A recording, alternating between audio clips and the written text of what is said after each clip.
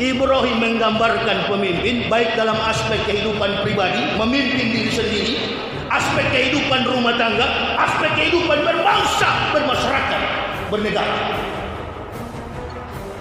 Menggambarkan seorang leader, pemimpin, leadership, membias kepada kepemimpinan. Ancaman 3 kali datang, siang malam. Malaikat datang memberitahukan, Ibrahim, engkau diperintahkan oleh Allah untuk menyembelih putra. Tersadar Ibrahim. Kenapa Ibrahim sadar? Dia baru ingat 13 tahun yang lalu dia pernah berdoa di Baitul Maqdis, Masjidil Aqsa, memohon kepada Allah meminta seorang putra tercinta. Datanglah anak sematawayang. Ibrahim ini dalam kisah pernah mengorbankan 1000 ekor kambing, 300 lembu, 100 ekor unta, hampir 1500 ekor. Namanya manusia ada sifat riya di dalam diri. Coba tanya para ulama dalam kitab Tadbirul Ghafilin, itu ada, saya pernah baca. Lalu dia datangi oleh malaikat 3 kali dalam mimpi, hai Ibrahim, sembelih anakmu, sembelih anakmu. Dia tawarah, bertanya-tanya Ibrahim, apa betul mimpi ini datang dari Allah?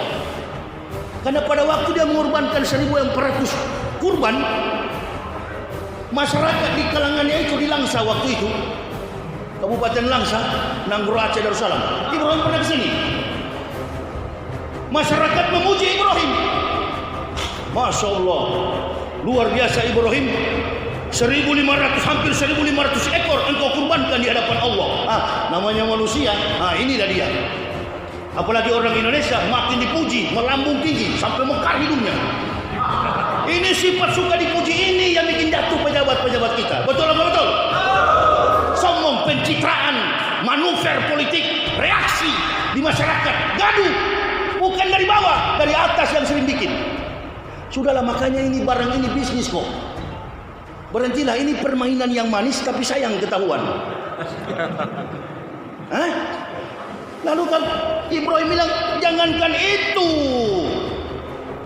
jika Allah berkehendak saya punya keturunan, akan saya persembahkan sebagai kurban.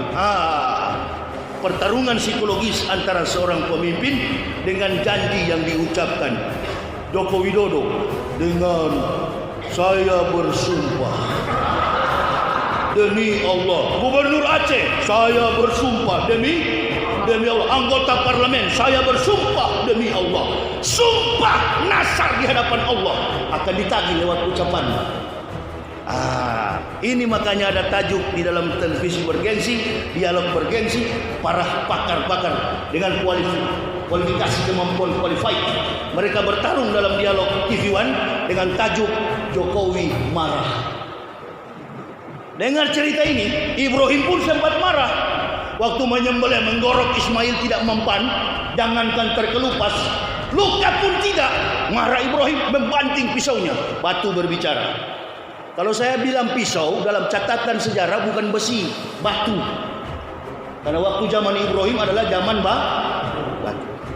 Jadi ketika dia dialog begini, Ibrahim katakan, anak diberikan oleh Allah, kalian tahu, saya serahkan kepada Allah sebagai kurban. Dia tidak bangga dengan 1400 ekor yang dia kasih kepada Allah sebagai kurban. Kita baru 1 ekor, ditulis di perut Jokowi. Kurus lagi itu sapi. Ditayangkan semua televisi. Nah ini Ustadz Yaya mau datang, musuh diancam duluan. Semakin kau ancam, semakin kurimbas. Takbir! Di daerah kafir saya rimbas, apalagi daerah Muslim begini. Tanggung jawab Islam ada di pundak orang Aceh.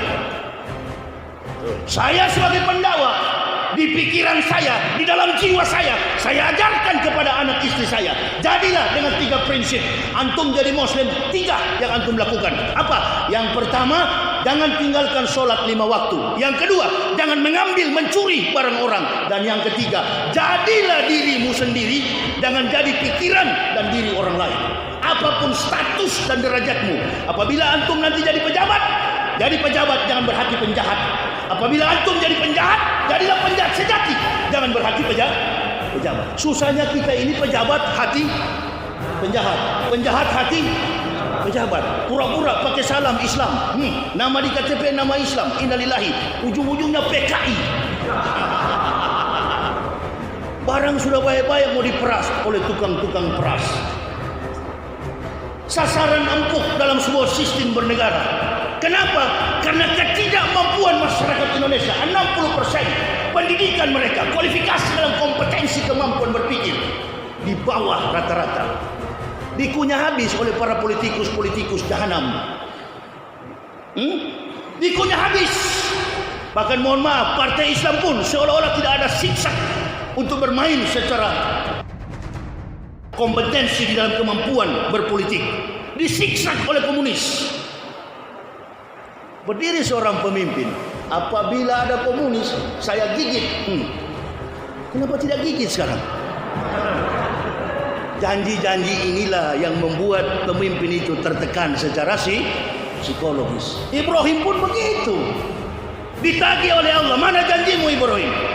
Tapi Ibrahim ini orang yang beriman, beda dengan Pak Jokowi. Beda, kualifikasinya beda. Klasifikasi dalam konteks keimanannya beda. Ibrahim Abu Anbiya, bapak dari semua nabi. Rasulullah Sayyidul Anbiya.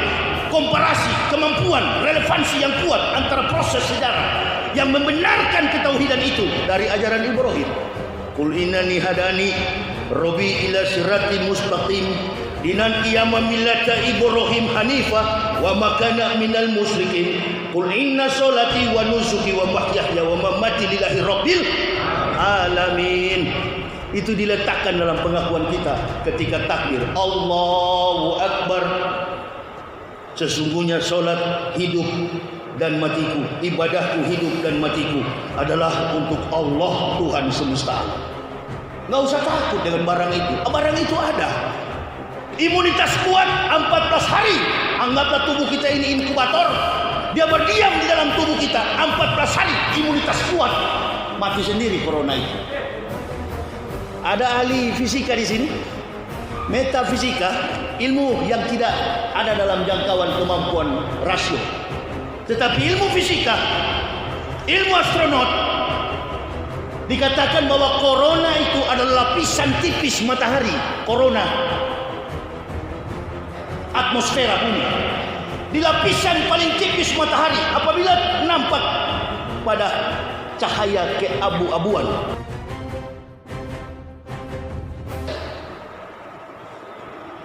nanti kalau gerhana matahari penuh baru kelihatan, oh itu ada corona, berduri. Maksud saya apa ini? Mau sok jadi seorang zoologi? Bisa disaksikan apa dalam istilah biologi itu Ustaz? Kalau melihat sesuatu yang secara makroskopik and mikroskopik, begitu kan? Melihat sesuatu yang tidak jelas secara kasat mata itu disebut dengan mikroskopik. Secara kasat mata tidak pernah terlihat. Dokter juga tidak pernah mengumumkan. Ini yang mati di rumah sakit gara-gara corona begini. Mana masyarakat mau lihat betul nggak corona? Kalau Ibrahim kan jujur. Il sini il. Ya bah, duduk di depan. Duduk, diam-diam. Ada apa bah? Udah duduk aja. Abah mau kasih tahu. 3 kali abah mimpi, abah diperintahkan untuk menyembelih leher antum. Dengan respon yang cepat, Ismail berkata, lakukan wahai ayahku. Sesungguhnya engkau akan mendapatiku seorang insya Allah tergolong orang-orang yang sabar. Tidak ada lantas jangan bahas saya takut. Bagaimana COVID mau hilang? Komentatornya tidak pakai assalamualaikum. Orang Islam. Betul. Ente kalau berdiri selamat pagi. Ya corona bilang memang pagi ini. Siapa bilang sore? Nama Ahmad. Salam tidak. Setiap salam itu ada berkahnya. Penyakit lari. Cobalah kalau tampil di televisi bicara dulu. Ya ayyuhalladzina amanu taqullaha haqqa tuqatih wa la tamutunna illa wa antum muslimun. Baru mulai bicara. Assalamualaikum warahmatullahi wabarakatuh. Karena mayoritas masyarakat Indonesia adalah Muslim. Kalau bilang selamat pagi pada jam 10, orang di Papua sudah siang. Saya lama 16 tahun di Papua. Apa bilang selamat sore, orang di Papua sudah malam. Yang paling tepat cepat assalamualaikum, baru dimulai assalamualaikum warahmatullahi wabarakatuh, salam sejahtera bagi kita semua, om santi santi, om opa oma, kan begitu. Terus ke belakang. Karena saya Manado, panggil nenek itu oma opa. Ini opa yang ceramah. Kan begitu salamnya.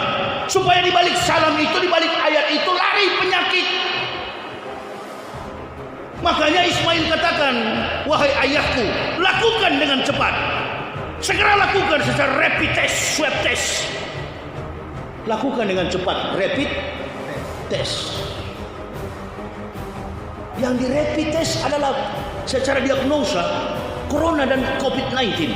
Tidak pernah merapid test kejiwaan bangsa kita yang sedang sakit jiwa ini.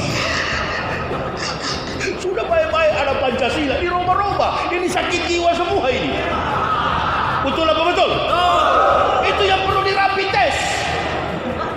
Diukur IQ mereka, diukur lobus parietal mereka, lapisan otak besar, gri meter. Periksa otak mereka, betul nggak punya kompetensi. Persoalannya pemimpin